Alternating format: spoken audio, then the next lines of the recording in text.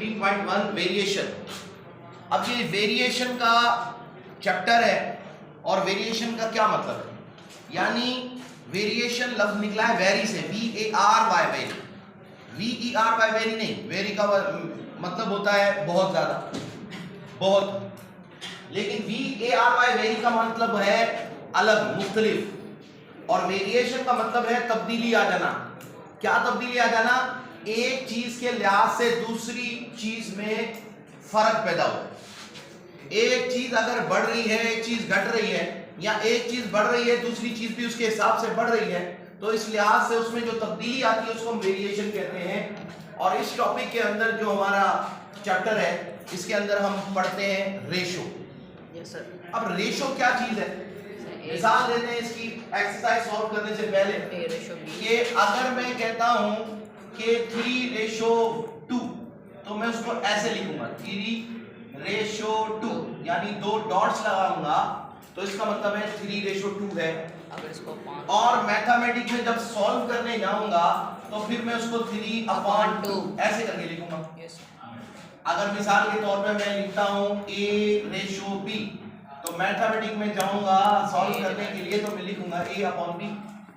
यानी रेशो ऐसे भी लिख सकते हैं, ऐसे भी लिख सकते हैं, दोनों तरीकों से हम रेशो लिख सकते हैं। तो अब रेशो क्या चीज है, असल चीज? तो रेशो का ताल्लुक ऐसे है कि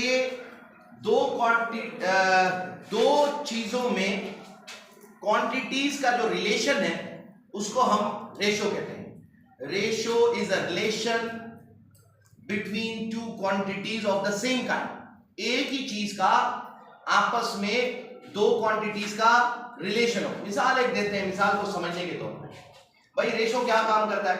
मिसाल है, हम कहते हैं भाई 1 कप चाय बनानी है, ठीक है, तो इसके अंदर जो टी है और इसका जो मिल्क है इसका रेशो क्या होना चाहिए?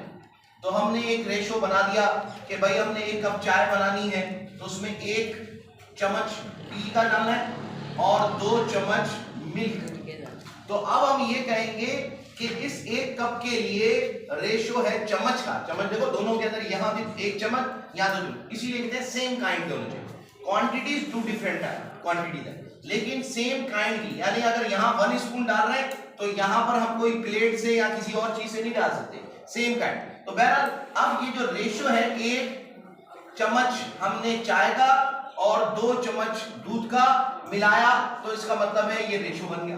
अब रेशो से फायदा क्या होता है? मिसाल के तौर पर अगर कोई मेहमान आ गया, अब मैंने तो आपको 1 कप बनाना सिखाया था, सिर्फ 1 कप के लिए, अब मैं कहता हूँ 4 कप बनाओ, तो अब आप पूछोगे क्या कि भाई कितनी पत्ती मिलाऊं?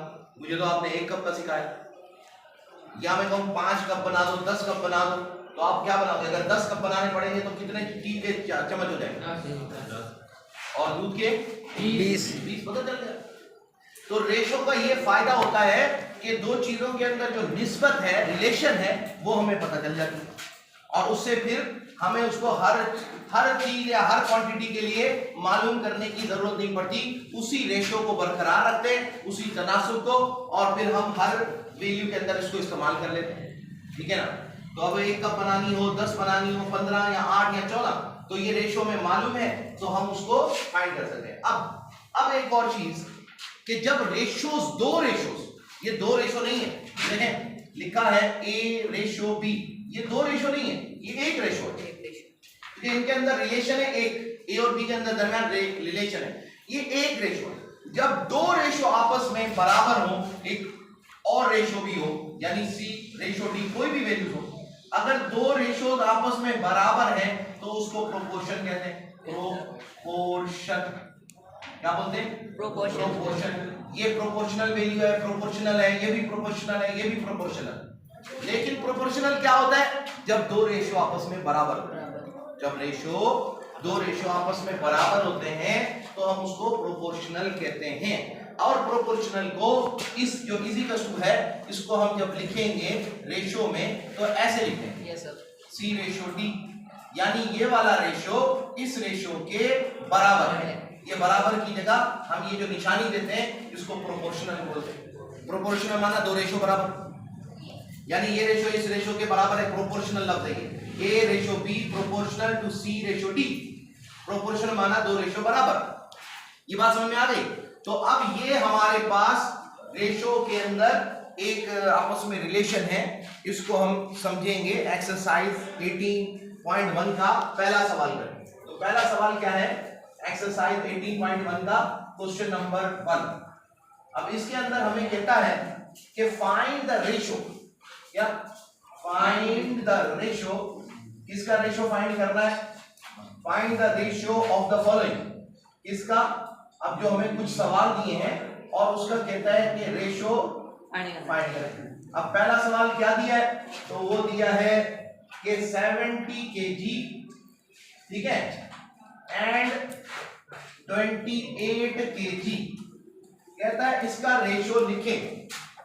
बड़ा आसान, हम लिखेंगे इसकी फिगर 70 रेशो 28, आंसर। कोई मुश्किल है? तो अब इसी तरह इस सवाल के अंदर कुछ और भी वैल्यूज लिखी हुई है, दूसरा कुछ और भी सवाल है। जैसे आगे कहता है कि 60 सेंटीमीटर एंड, और उसके बाद 1 मीटर, 1 मीटर।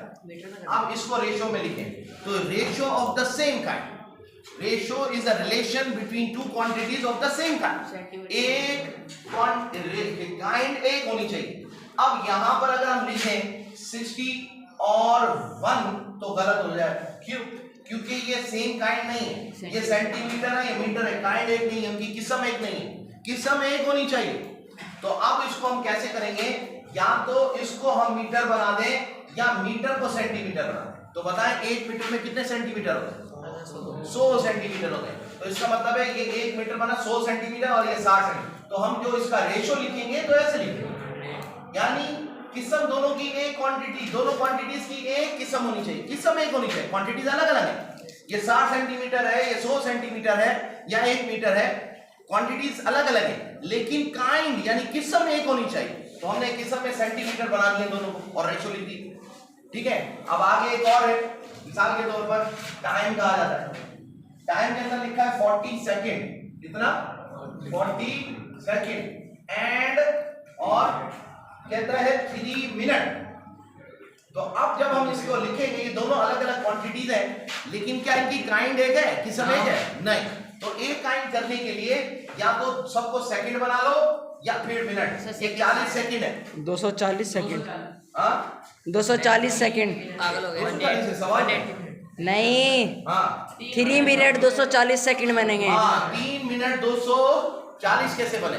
180 बनेंगे। हाँ 180, सॉरी 1 मिनट में 60 सेकंड होते हैं। 18 सही। ना ना ना ना ना 180।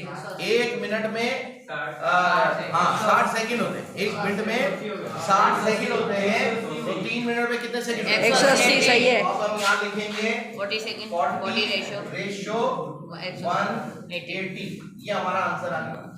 तो हमें ये ख्याल करते हुए बनाना है, बाकी सारे सवाल भी इसी तरह से हैं।